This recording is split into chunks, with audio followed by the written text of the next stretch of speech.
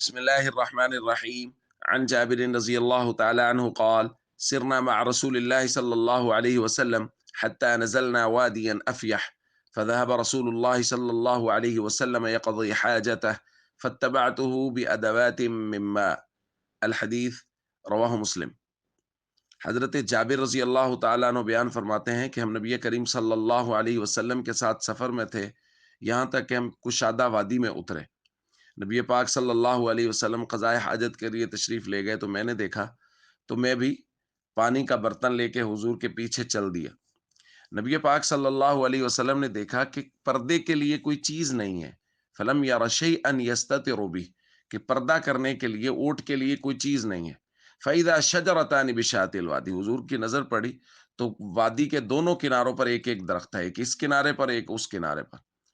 تو نبی پاک صلی اللہ علیہ وسلم نے دیکھا کہ اگر یہ دونوں درخت مل جائیں تو اونٹ بن سکتی ہے، پردے کی جگہ بن سکتی ہے۔ فانطلق رسول اللہ صلی اللہ علیہ وسلم، حضور علیہ الصلوۃ والسلام چلے ان میں سے ایک کی طرف، فاخذ بغصن من اغصانیہ، اس کی شاخوں میں سے ایک شاخ کو پکڑا اور فرمایا: ان قادی علی باذن اللہ، اللہ کے حکم سے میرا مطیع اور فرما بردار ہو جا۔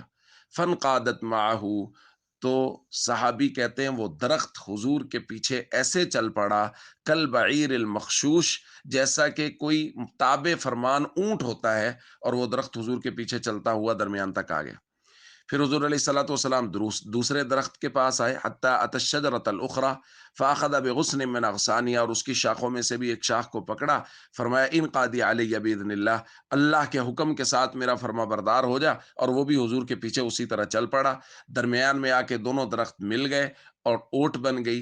نبی پاک صلی اللہ علیہ وسلم نے قضائے حاجت فرمائی، اور اس کے بعد وہ دونوں درخت حضور نے اشارہ فرمایا اور وہ اپنی اپنی جگہ پر واپس چلے گئے۔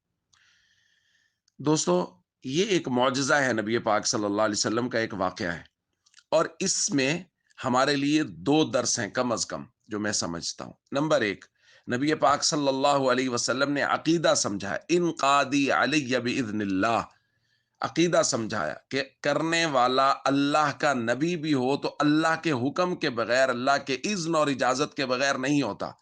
اس لیے درخت کی شاخ کو بھی پکڑ کے حضور نے کیا فرمایا؟ اللہ کے حکم سے میرے فرما بردار ہو جاؤ۔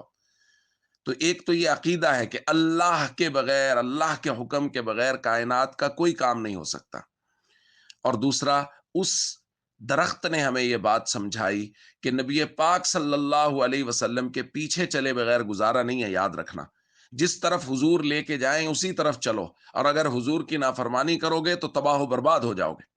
اس لیے ہم سب کو چاہیے ہم نبی پاک صلی اللہ علیہ وسلم کے ہمیشہ اتباع کریں، حضور کے پیچھے چلیں، اور ہمیشہ اپنے عقیدے کو درست رکھیں کہ اللہ کے حکم کے بغیر کائنات کا ایک پتا بھی نہیں ہل سکتا۔ السلام علیکم ورحمۃ اللہ وبرکاتہ۔